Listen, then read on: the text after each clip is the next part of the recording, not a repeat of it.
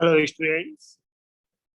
Previous video में हम लोगों ने पढ़ा कि एटम के जो स्ट्रक्चर को बताने के लिए कई साइंटिस्ट ने अपने अपने तरीके से मॉडल्स दिए। सबसे पहला एफर्ट जे थॉमसन ने किया। उनका हमने थॉमसन से एटॉमिक मॉडल स्टडी किया। इसके बाद में जो पहला सक्सेसफुल एटॉमिक मॉडल था वो रदरफोर्ड ने दिया। रदरफोर्ड का एटॉमिक मॉडल उनके एक फेमस एक्सपेरिमेंट पर डिपेंडेंट था। उन फेमस एक्सपेरिमेंट के ऑब्जर्वेशंस पर उन्होंने कुछ बातें बताई एटम के स्ट्रक्चर को लेकर के, जिन्हें हम atomic model, Rutherford atomic model के नाम से जानते हैं। इस मॉडल में हम आगे स्टडी करें इससे पहले हम रदरफोर्ड के उस एल्फा स्कैटरिंग एक्सपेरिमेंट को स्टडी करते हैं। इन्होंने इस एक्सपेरिमेंट में क्या किया? Rutherford bombarded alpha particles with high kinetic energy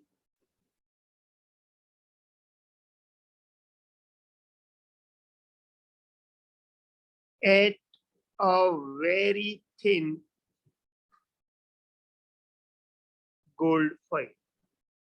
previous video में हमने पढ़ा था कि गोल्ड फॉइल की जो थिकनेस थी जो उन्होंने यूज की वो अराउंड 100 नैनोमीटर थी बेटा। और हमने ये भी पढ़ा कि गोल्ड फॉइल उन्होंने क्यों सिलेक्ट की, एल्फा पार्टिकल क्या होता है। प्रीवियस वीडियो में ये बातें हम लोग पढ़ चुके हैं। तो सबसे पहले हम बात करते हैं एक्सपेरिमेंट की। इसमें इन्होंने क्या किया? एल्फा पार्टिकल्स जो बहुत हाई काइनेटिक एनर्जी के थे उनकी बॉम्बार्डमेंट की गोल्ड फॉइल पर। आप कुछ इस तरह देख सकते हैं कि उन्होंने एक सोर्स जहां से अल्फा पार्टिकल्स उन्हें लेने थे उसको हाई काइनेटिक एनर्जी से एक्सीलरेट किया। ये रेडियो एक्टिव सबस्टेंस होता है। रेडियो एक्टिव सबस्टेंस वो होते हैं जिनमें से लगातार अल्फा, बीटा और गामा 3 तरह के रेडिएशंस निकलते रहते हैं। अल्फा पार्टिकल्स इन तीनों रेडिएशंस में सबसे हेवी पार्टिकल्स होते हैं। बहुत ज्यादा काइनेटिक एनर्जी, जैसे हम कह सकते हैं एनर्जी ये कैरी कर सकते हैं। इसीलिए रदरफोर्ड ने अल्फा पार्टिकल्स को अपने एक्सपेरिमेंट में सेलेक्ट किया। जब उन्होंने इन अल्फा पार्टिकल्स को हाई काइनेटिक एनर्जी से गोल्ड फॉइल पर, ये गोल्ड फॉइल है, इस गोल्ड फॉइल पर बॉम्बार्डमेंट की इसकी अल्फा पार्टिकल्स की, उसके बाद उन्होंने अल्फा पार्टिकल्स इस गोल्ड फॉइल के बाहर आएंगे या नहीं आएंगे ये चेक करने के लिए उन्होंने यहाँ पर पीछे एक स्क्रीन लगाई। और ये जो स्क्रीन थी, इस स्क्रीन पर जिंक सल्फाइड की पॉलिश थी। जिंक सल्फाइड की स्क्रीन थी ये। जिंक सल्फाइड का एक करेक्टर होता है, जब भी कोई पार्टिकल इस पर हिट करता है तो उसमें से एक चमक, एक लाइटनिंग होती है उस जगह पर जहां टक्कर होती है, वहां पर जहां कॉलिजन होता है। इस प्रॉपर्टी को हम फ्लोरेसेंस बोलते हैं। तो ZNS की स्क्रीन है, ये क्या शो करती है? ये शोज फ्लोरेसेंस ऑन कॉलिजन। जब इस पार्टिकल्स कोलाइड करते हैं तो इस पर एक चमक आती है, और उन फ्लोरेसेंस, इन चमक की वजह से ही ये पता लगा कि अल्फा पार्टिकल इस गोल्ड फॉइल से बाहर आ रहे हैं। ओके बेटा, अगर मैं इस गोल्ड फॉइल के इस एक्सपेरिमेंट को थोड़ा मैग्नीफाई करके देखूँ, इसके किसी भी एक पार्ट को मैग्नीफाई, जैसे आप समझ सकते हो एक बड़ा साइज करके इसको हम ऑब्जर्व करें, तो मैग्नीफाई करने पर हमें दिखेगा कि इस तरह से गोल्ड फॉइल में एटम्स जो हैं गोल्ड के, वो इस फॉइल में हमें दिखाई देंगे।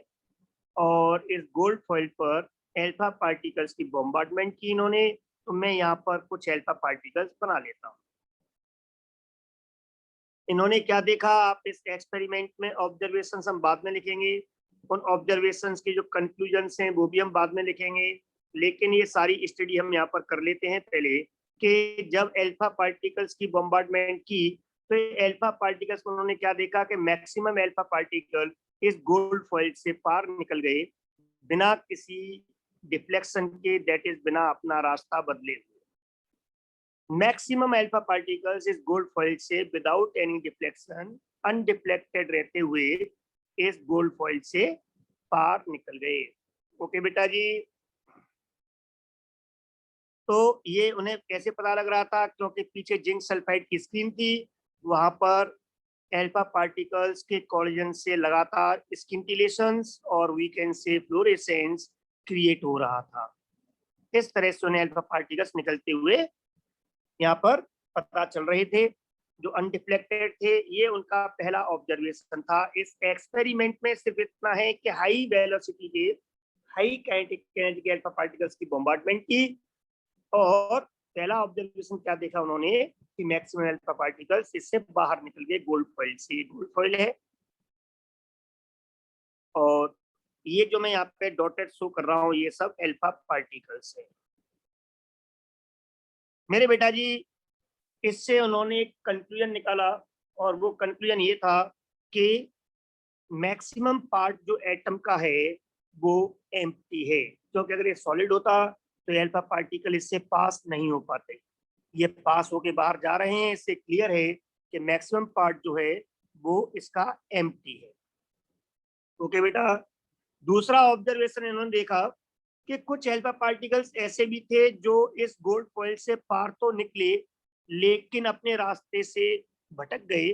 मतलब जिंक सल्फाइड की स्क्रीन पर उनके टक्कर से जो कोलिजन से जो फ्लोरेसेंस जो चमक क्रिएट हुई, वो चमक यहाँ पर क्रिएट हुई और वो होनी चाहिए थी चमक क्रिएट अगर वो सीधा अपने रास्ते पर आता तो यहाँ पर।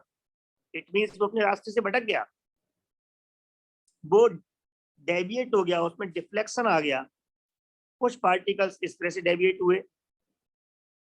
ये जो पार्टिकल्स डेविएट हो रहे थे, इन पार्टिकल्स को उन्होंने देखा कि अपने रास्ते से इनका जो डेविएशन हुआ है वो काफी स्मॉल एंगल से हुआ है। तो ये जो एंगल है इनके रास्ते से जो डेविएशन हुआ है, इसको मैं यहाँ पे थीटा से रिप्रेजेंट कर देता हूँ, तो और ये स्मॉल एंगल पे डेविएट हुए। जैसा कि हम प्रीवियस लेक्चर में प्रीवियस वीडियो में पढ़ चुके हैं कि अल्फा पार्टिकल जो होता है वो अल्फा पार्टिकल पर पॉजिटिव चार्ज होता है, और ये positive charge 2 units that is 2 electrons के चार्ज के बराबर होता है। तो चार्ज ऑन अल्फा पार्टिकल कितना होता है बेटा? पॉजिटिव होता है। अभी आप इतना ध्यान रखिए। तो अगर कोई पॉजिटिव चार्ज पार्टिकल अपने रास्ते से डेविएट हो रहा है, ये तभी हो सकता है ना बेटा जब उस पर फोर्स लग रहा हो रिपल्सन का। क्यों? क्योंकि हम लोग जानते हैं, आपने एक लॉ ऑफ इनर्शिया पढ़ा होगा कि अगर कोई बॉडी मूवमेंट में है तो वो तब तक लगातार स्ट्रेट लाइन में मूवमेंट में रहेगी जब तक कि कोई उस पर फोर्स अप्लाई नहीं किया जाए। और अगर स्टेबल है तो वो अपनी जगह पर स्टेबल ही रहेगी, रेस्ट में है तो वो रेस्ट में ही रहेगी जब तक कि कोई फोर्स अप्लाई नहीं हो। तो यहाँ पर इसके डेविएशन से क्लियर हो रहा है कि अल्फा पार्टिकल को, दैट इज पॉजिटिव पार्टिकल को रिपेल किया जा रहा है। and we all know very well that like charges repel each other. तो लाइक चार्जेज होते हैं वो एक दूसरे को रिपेल करते हैं, ये हम लोग जानते हैं बेटा। और अगर हम ये जानते हैं तो इससे क्लियर हो गया कि ये पॉजिटिव चार्ज की बॉडी जो है, दैट इज पार्टिकल जो रिपेल हो रहा है, ये तभी पॉसिबल है जब इस एटम के सेंटर में पॉजिटिव चार्ज हो। तो मैं यहाँ पर इस सेंटर में पॉजिटिव चार्ज बना देता हूँ एक पार्ट में यहाँ पर। तो इनका सेकंड ऑब्जर्वेशन था कि कुछ अल्फा पार्टिकल अपने रास्ते से स्मॉल एंगल्स पर डेविएट हो गए। ओके बेटा, और ये डेविएशन से क्या निकाला कंक्लूजन? इसका मतलब ये है कि एटम का सारा पॉजिटिव चार्ज एटम के सेंटर में कंसंट्रेटेड होता है, सेंटर्ड रहता है, एक जगह पर इकट्ठा रहता है। तो आप समझ सकते हो, इससे पहले हमने प्रीवियस वीडियो में थॉमसन्स एटॉमिक मॉडल पढ़ा। उस थॉमसन्स एटॉमिक मॉडल में कहा गया था कि एटम एक पॉजिटिव चार्ज का स्फीयर है, सॉलिड स्फीयर, जबकि यहाँ पर हम देख रहे हैं कि मैक्सिमम पार्ट इसका एम्प्टी है और सारा पॉजिटिव चार्ज है वो एक जगह पर एक सेंटर में पूरे एटम के में सेंटर्ड है, कंसंट्रेटेड है। इकट्ठा हो गया एक जगह पर। ओके बेटा जी। इसके बाद इन्होंने और क्या थर्ड ऑब्जर्वेशन देखा? इन्होंने थर्ड ऑब्जर्वेशन देखा कि very few alpha particles.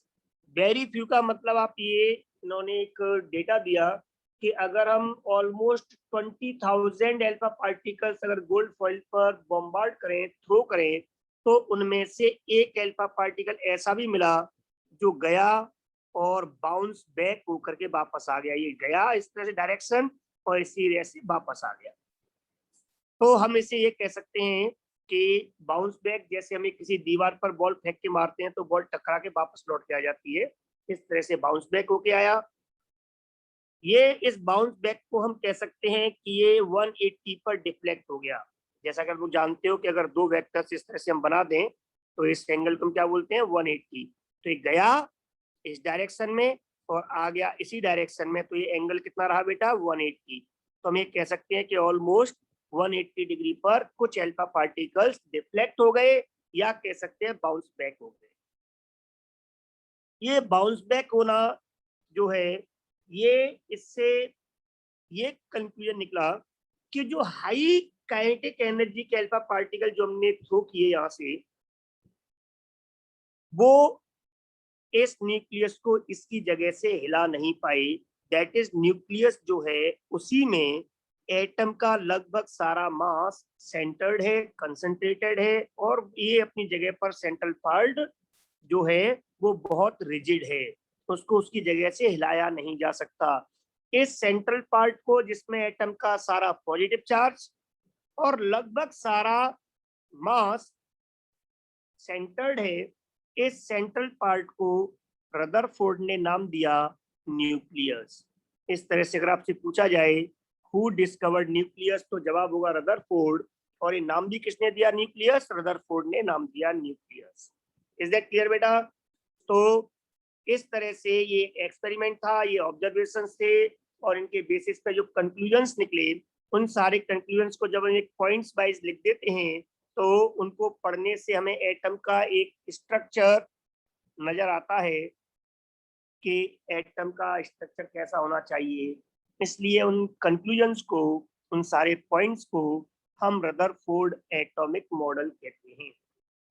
Okay बेटा जी।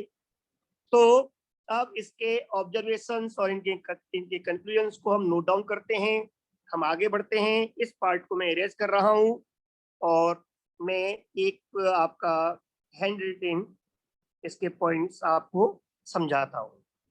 ओके बेटा, हो आगे बढ़े। गुड। देखिए,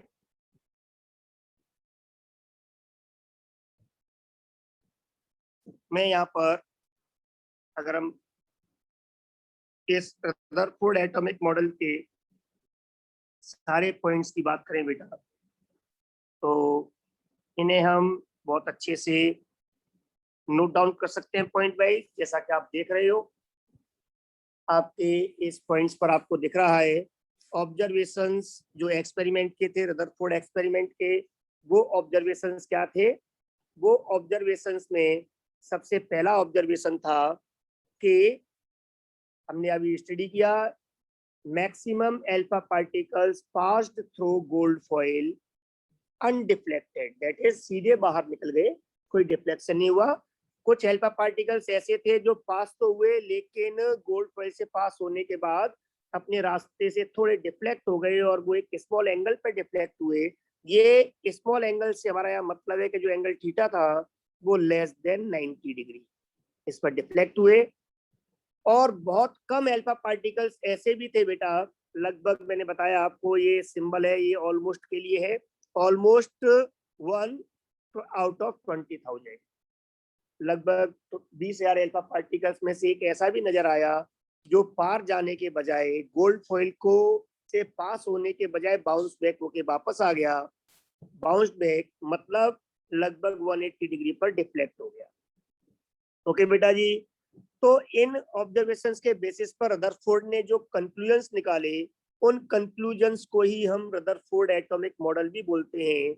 इनमें पहला कंक्लूजन था कि मैक्सिमम पार्ट जो एटम का होता है वो एम्प्टी होता है, सारा positive charge whole that is complete 100% positive charge जो होता है एटम का, वो सारा सेंटर में, एटम के सेंटर में सेंटर्ड रहता है। लेकिन आप यहाँ पे ध्यान दें तो आपको ये मैं शो कर रहा हूँ एक अलग कलर से, मैंने यहाँ पर ऑलमोस्ट वर्ड यूज किया है। तो आप इसे समझ सकते हो कि चार्ज तो 100% सेंटर में है, लेकिन मास को हम 100% नहीं कह सकते, क्योंकि इलेक्ट्रॉन्स का भी कुछ मास होता है जो न्यूक्लियस के चारों ओर घूमते रहते हैं, लेकिन वो मास पूरे एटम के मुकाबले काफी कम होता है, नेग्लिजिबल होता है इलेक्ट्रॉन्स का मास। इसीलिए हम ऐसा कह सकते हैं कि होल तो नहीं लेकिन ऑलमोस्ट होल। मास जो एटम का है वो कंसंट्रेटेड होता है, एक जगह पर इकट्ठा होता है सेंटर में। और मेरे बेटा जी, इस सेंट्रल पार्ट जो ये होता है बहुत छोटा होता है एटम के कंपेयर में, एक्सट्रीमली स्मॉल। ये कितना स्मॉल होता है आप इसे कंपेयर कर सकते हो, आपकी एनसीईआरटी की लैंग्वेज में बोले तो अगर 5 किलोमीटर रेडियस का एक स्फीयर बनाए, एक गोला बनाए और उसके अंदर एक क्रिकेट बॉल रख दें, तो आप ऐसे माने वो स्फीयर एटम है और वो क्रिकेट बॉल उसका न्यूक्लियस है। इस सेंट्रल पार्ट को जिसमें सारा पॉजिटिव चार्ज और लगभग सारा मास सेंटर्ड है, इस सेंट्रल पार्ट को रदरफोर्ड ने न्यूक्लियस नाम दिया। ओके बेटा जी, और ये नाम किसने दिया? ये नाम रदरफोर्ड ने दिया। इस बात को स्पेशली याद रखें। और इस पार्ट को मैं यहाँ से हाईलाइट कर देता हूँ। इसके आगे अगर हम बात करते हैं तो नेक्स्ट पार्ट है इसके आगे कि इन्होंने कहा कि इलेक्ट्रॉन इस न्यूक्लियस के सेंट्रल पार्ट के अराउंड लगातार घूमते रहते हैं, जैसे प्लेनेट्स घूमते हैं हमारे सन के चारों तरफ। सन को आप न्यूक्लियस मान सकते हो और प्लेनेट्स को इलेक्ट्रॉन।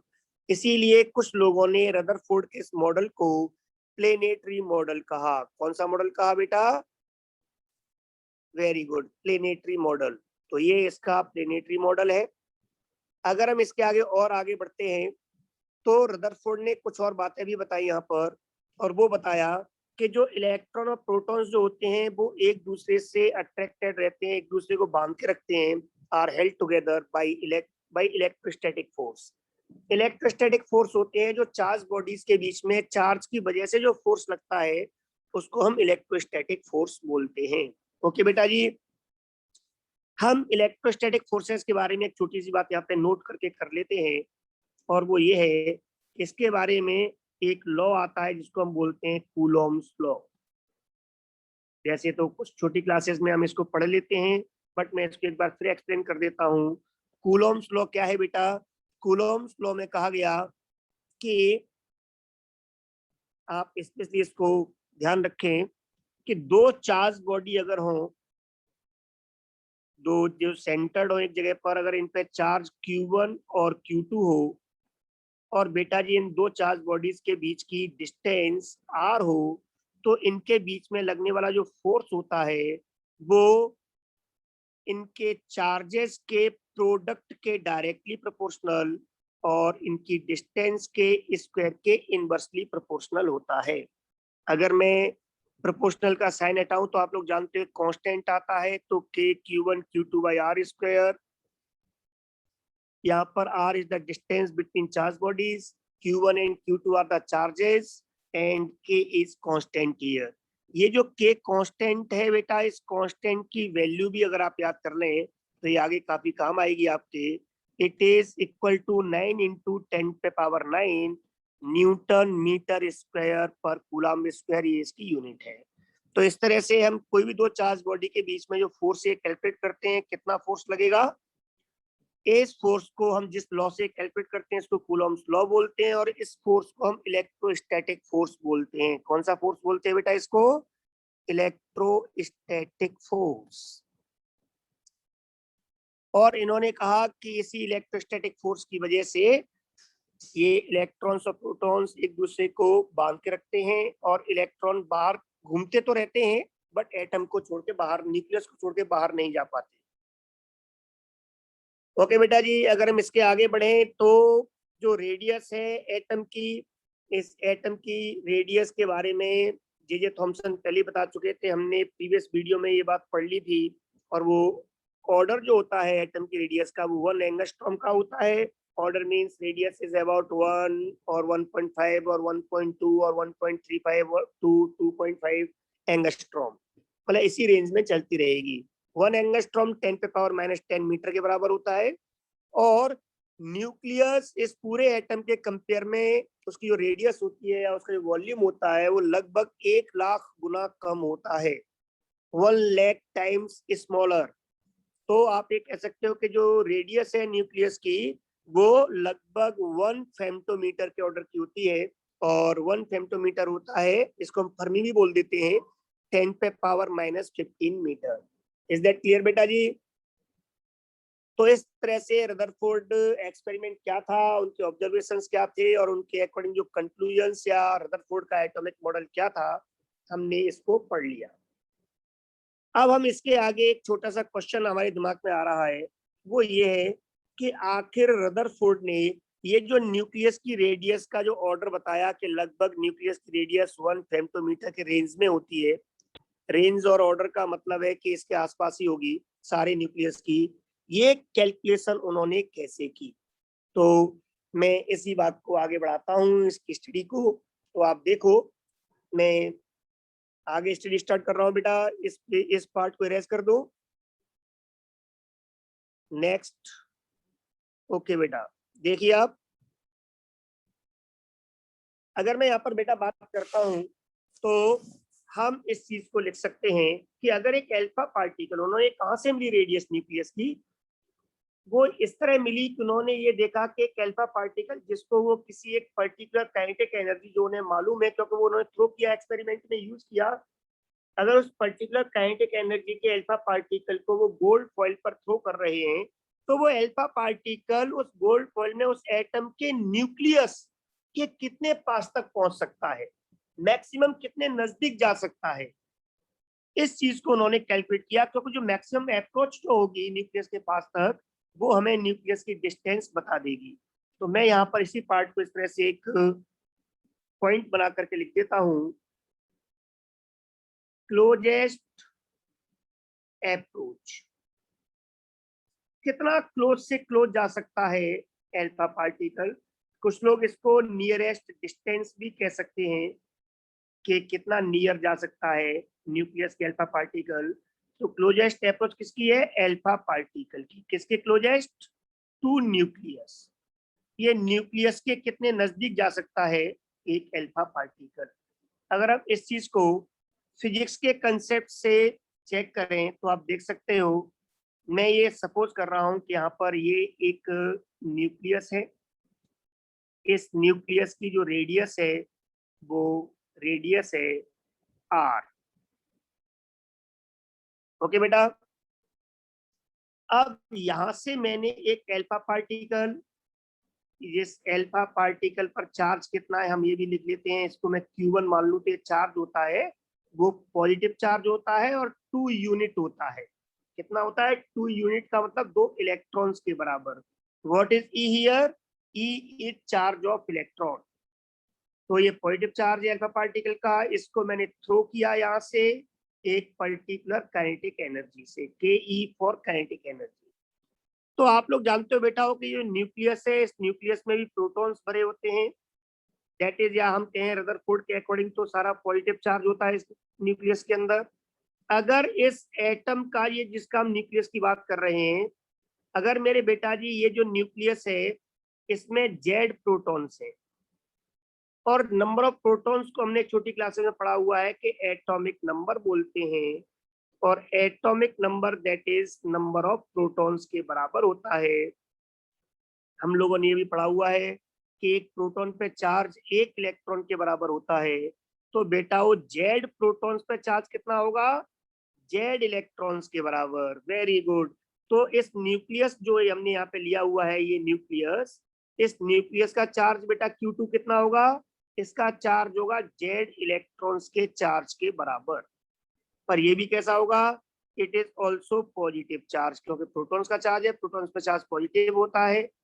तो जैसे ही अल्फा पार्टिकल अप्रोच करेगा इस न्यूक्लियस की तरफ, तो इस पॉजिटिव चार्ज की वजह से ये पॉजिटिव चार्ज जो है अल्फा पार्टिकल वो रिपेल होगा, और रिपल्सिव फोर्स जब इधर से लगेगा इस न्यूक्लियस की तरफ से, तो इस अल्फा पार्टिकल की स्पीड कम होती जाएगी, दैट इज काइनेटिक एनर्जी कम होती जाएगी, और हम ये मान लें कि इस जगह तक, इस पॉइंट आर तक आते आते इसकी काइनेटिक एनर्जी जीरो हो गई। अगर इसकी काइनेटिक एनर्जी 0 हो गई तो ये एनर्जी कहाँ गई? Law of conservation of energy कहता है, फिजिक्स में आपने पढ़ा होगा, law of conservation of energy कहता है बेटा जी कि एनर्जी एक फॉर्म से दूसरे फॉर्म में कन्वर्ट हो जाती है। जिस समय काइनेटिक एनर्जी ये सारी 0 हो गई, उस समय ये सारी काइनेटिक एनर्जी कन्वर्ट हो गई पोटेंशियल एनर्जी में। किसमें कन्वर्ट हो गई बेटा? पोटेंशियल एनर्जी में। तो law of conservation of energy के अकॉर्डिंग एट आर, इस आर डिस्टेंस पर जो मैंने यहाँ से लिया हुआ है सेंटर से न्यूक्लियस के इस पार्ट सरफेस तक, तो ये इस आर डिस्टेंस पे मैं मान सकता हूँ कि kinetic energy of alpha particle becomes equal to potential energy. Kinetic energy potential energy में चेंज हो गई, तो चेंज होगी, दैट इज काइनेटिक एनर्जी जितनी यहाँ थी उतनी यहाँ पर पोटेंशियल एनर्जी होगी, वो उसमें कन्वर्ट होगी। अब हम लोग जानते हैं बेटा जी कि पोटेंशियल एनर्जी क्या होती है। ये भी आप फिजिक्स में पढ़ते हो कि पोटेंशियल एनर्जी जो होती है वो रियल में वर्क डन होता है, जितना काम किया गया है वो वर्क ही पोटेंशियल एनर्जी में स्टोर होता है, या पोटेंशियल एनर्जी से ही वो वर्क हमें मिलता है। तो वर्क हम लोग जानते हैं क्या होता है बेटा? वर्क होता है फोर्स इनटू डिस्टेंस। फोर्स यहाँ पर कहां से आएगा? इस आर डिस्टेंस पर। इस आर डिस्टेंस पर जब एल्फा पार्टिकल आ जाएगा तो इस एल्फा पार्टिकल न्यूक्लियस के बीच में, दैट इज चार्ज Q1 और Q2 के बीच में जो आर डिस्टेंस पर है, इनके बीच में एक इलेक्ट्रोस्टैटिक फोर्स लगेगा। Electrostatic force means force between charge particle, और ये हम कूलॉम्स लॉ में पढ़ चुके हैं। आप आगे और डिटेल में इसको आगे फिजिक्स में +2 में पढ़ते हो। तो यहाँ पर इसके बीच में जो फोर्स होगा बेटा कितना होगा? द फोर्स जो होगा कूलॉम्स लॉ के according will be equal to K Q1 Q2 by R square, और ये डिस्टेंस हमने यहाँ पे R लिखी। हम यहाँ पर एक R से एक R को यहाँ से कैंसिल कर सकते हैं, और इस तरह से हमारे सामने जो पोटेंशियल एनर्जी की वैल्यू आ जाएगी वो होगी K Q1 Q2 by R। अब इन वैल्यूज को मैं यहाँ पुट कर देता हूँ। बेटा Q1 कितना है? 2 इलेक्ट्रॉन्स के बराबर, और Q2 कितना है? Ze इलेक्ट्रॉन्स के बराबर। तो अगर मैं इन वैल्यूज को यहाँ पुट करता हूँ तो K Q1 is 2E and Q2 is Ze upon R। मैं अगर ये ओपन करता हूँ ब्रैकेट तो 2 को मैं आगे लिख लूंगा, 2 इंटू के इंटू जेड ई इंटू ई हो जाएगा ई स्क्वायर अपॉन आर। इस तरह से मुझे पोटेंशियल एनर्जी मिल गई फिजिक्स के लॉ से, और इस पोटेंशियल एनर्जी को मैं पुट कर दूंगा यहाँ पर, तो kinetic energy becomes equal to 2kZe square by r. अगर मैं यहाँ पे इनको एक्सचेंज कर दूं, मैं आर को इधर ले आऊं, काइनेटिक एनर्जी को मैं इधर ले आऊं, तो फॉर्मूला बन जाएगा आर का is equal to 2kZe square by kinetic energy. मेरे बेटा जी इस फॉर्मूले से रदरफोर्ड ने इस नियरेस्ट डिस्टेंस को या क्लोजेस्ट अप्रोच को मेजर किया, और क्लोजेस्ट अप्रोच क्या हो सकती है? न्यूक्लियस के सरफेस तक, दैट इज न्यूक्लियस के सेंटर से न्यूक्लियस के सरफेस तक, दैट इज हम इसको रेडियस ऑफ न्यूक्लियस कंसीडर कर सकते हैं। और ये आर की वैल्यू उन्होंने कैलकुलेट कर ली। और कैसे कैलकुलेट कर ली रदरफोर्ड ने? कि यहाँ पर के जो है एक कांस्टेंट जिसकी वैल्यू मैं आपको बता चुका हूँ 9 × 10⁻⁹, और इसके बाद में जेड एटॉमिक नंबर है। गोल्ड फॉइल पे थ्रो किया तो गोल्ड का एटॉमिक नंबर पता होगा ही, और अगर हम कोई और एलिमेंट लेते तो उसका भी एटॉमिक नंबर हमें पीरियोडिक टेबल से याद किया हुआ होता है। इसके आगे हम बात करते हैं E. E is the charge of electron. ये ई किसको रिप्रेजेंट कर रहा है बेटा? चार्ज ऑफ इलेक्ट्रॉन को, और इसकी वैल्यू कितनी होती है? 1.6 × 10⁻⁻19 कूलम। ये वैल्यू है। नेचर में चार्ज इलेक्ट्रॉन का तो हम जानते हैं माइनस में होता है, बट यहाँ चार्ज इलेक्ट्रॉन का नहीं है, ये चार्ज अल्फा पार्टिकल और न्यूक्लियस के निकालने के लिए यूज किया है। काइनेटिक एनर्जी बेटा जो थी, ये काइनेटिक एनर्जी उस अल्फा पार्टिकल की थी जिसको रदरफोर्ड ने थ्रो किया था, तो उन्हें इनकी काइनेटिक एनर्जी मालूम थी, तो उन्होंने काइनेटिक एनर्जी की के की जेड की वैल्यू पुट की, तो उन्हें वो नियरेस्ट अप्रोच जिसको हम ऑलमोस्ट रेडियस ऑफ न्यूक्लियस कह सकते हैं वो कैलकुलेट कर ली। इस तरह से उन्हें वो रेडियस 10⁻⁻15 मीटर या 1 फेम्टोमीटर के रेंज में होती है किसी भी न्यूक्लियस की रेडियस, ये पता चल गया। ओके बेटा जी। कोई प्रॉब्लम यहाँ तक? Very good. तो अब इसी बात को हम आगे बढ़ाते हैं। रदरफोर्ड सिर्फ यहीं पे नहीं रुके, उन्होंने आगे यहाँ तक बताया कि किसी भी न्यूक्लियस की जो रेडियस होती है वो रेडियस किस रेंज में या किस तरह से हम उसे कैलकुलेट कर सकते हैं और वो किस पर डिपेंड करती है। तो हम अब आगे बढ़ते हैं, इसी पॉइंट को आगे बढ़ाते हैं। उन्होंने ऑब्जर्व किया बेटा कि रेडियस किसी भी जो न्यूक्लियस की होती है, रेडियस ऑफ न्यूक्लियस किसी भी एलिमेंट की हो, radius of nucleus of any element, किसी भी एलिमेंट की जो हम न्यूक्लियस लें, उसके एटम का न्यूक्लियस, उसकी जो रेडियस होती है वो प्रोपोर्शनल टू ए पे पावर 1/3, दैट इज ए के क्यूब रूट के डायरेक्टली प्रोपोर्शनल होती है। अब ये यहाँ पर ए क्या है, तो हम सब लोग इसको भी 9-10 तक पढ़ चुके होते हैं, फिर भी एक बार हम इसको मेंशन कर रहे हैं। What is a here? A is mass number. Actual में बेटा जी जो मास नंबर होता है ये सिर्फ एक नंबर है, मास नहीं है, इस बात का ध्यान रखें। और ये क्या रिप्रेजेंट करता है? It represent the number of nucleons. Nucleons का मतलब होता है न्यूट्रॉन्स एंड प्रोटॉन्स को जो न्यूक्लियस में मिलते हैं, इनको हम कंबाइंडली न्यूक्लियॉन्स बोल देते हैं। ओके बेटा जी, कंबाइंडली हम क्या बोलते हैं? न्यूट्रॉन्स एंड प्रोटॉन्स को न्यूक्लियॉन्स। तो इनकी टोटल नंबर को हम मास नंबर बोलते हैं। आप इसको अलग अलग भी लिख सकते हो, number of protons plus number of neutrons.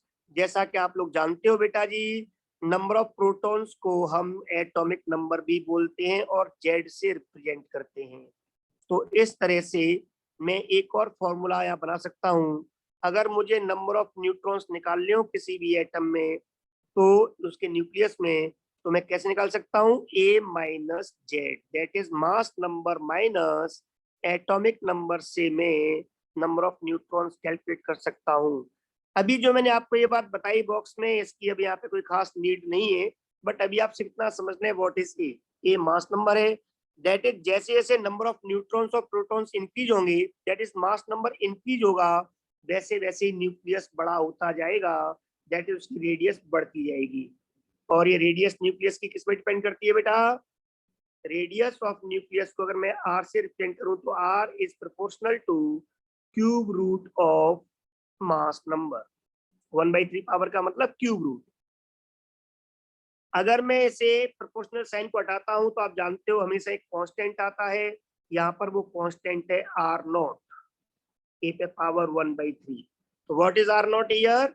Are not is proportionality constant and its value is 1.33, almost 1.33 femtometre, या इसे आप फर्मी कह सकते हो। आप मीटर में चेंज करना चाहें तो 1.33 इंटू 10⁻⁻15 मीटर। तो इस तरह मैं रेडियस कैलकुलेट कर सकता हूँ। अब जैसे यहाँ पर हम एक क्वेश्चन ले बेटा आपके सामने, तो आप उस क्वेश्चन से समझ जाओगे। मैं आपसे कहता हूँ calculate radius of aluminium nucleus. Aluminium nucleus की रेडियस कैलकुलेट कीजिए। तो हम बेटा इस क्वेश्चन को सॉल्व कैसे करेंगे? इसका सॉल्यूशन बहुत आसान हो गया। रेडियस जो है वो न्यूक्लियस की क्या होती है बेटा? R is equal to R nought A पे पावर 1/3।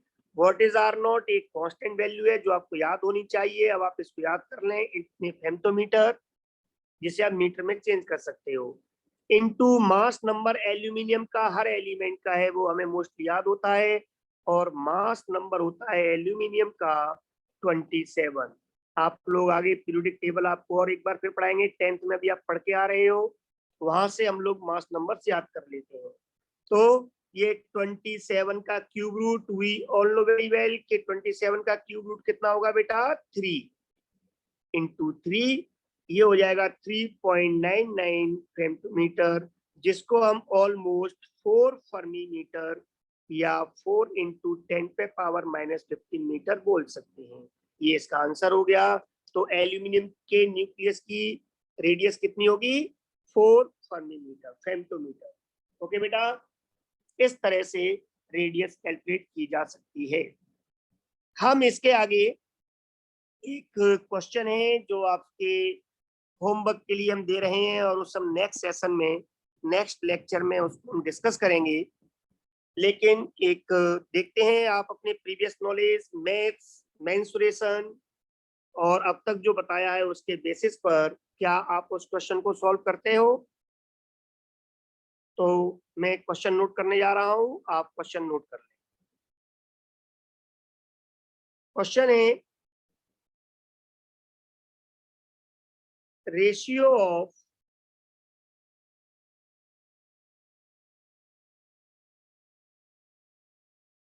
Radii of nucleus